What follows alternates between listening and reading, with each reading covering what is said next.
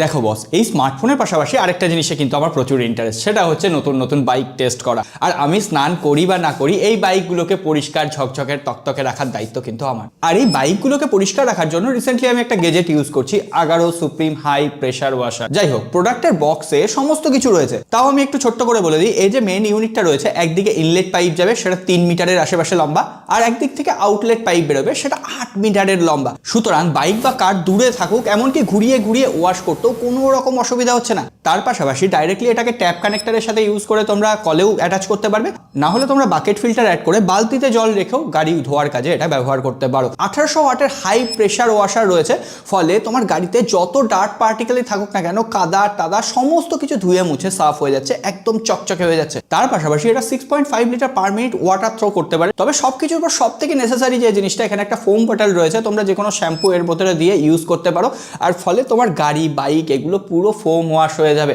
এটা হচ্ছে Agaro supreme high pressure washer. অবশ্যই একবার প্রোডাক্টটা ডেসক্রিপশন বক্সের লিঙ্ক থেকে চেক আউট করতে পারো, খুবই কাজের প্রোডাক্ট।